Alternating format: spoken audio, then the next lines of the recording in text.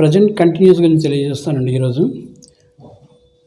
Continuous tense తెలియజేయడానికి ఇంగ్లీష్లో V4 అనేటువంటి వెర్బ్ ఫామ్ని వాడతామండి. సపోజ్ గో యొక్క V4 గోయింగ్ అంటే వెళ్ళుచు అని అర్థం.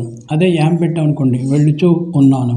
అదేవిధంగా ఆర్ పెట్టామనుకోండి ఆర్ గోయింగ్ వెళ్ళుచు ఉన్నారు.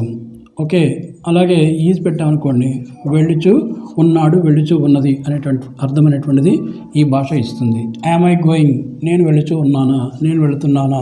ఆర్ వై గోయింగ్ మేము వెళుతున్నామా. ఓకే, అలాగే హీ ఈజ్ గోయింగ్ అతను వెళుచూ ఉన్నాడు. ఈజ్ హీ గోయింగ్ అతను వెళుచూ ఉన్నాడా.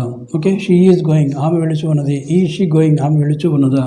Okay, she is not going ఆమె వెళుచూ లేదు. ఈజ్ ఇన్ షీ గోయింగ్ ఆమె వెళుచూ లేదా.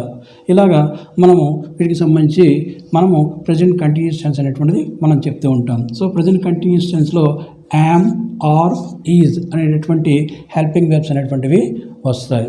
Okay, right.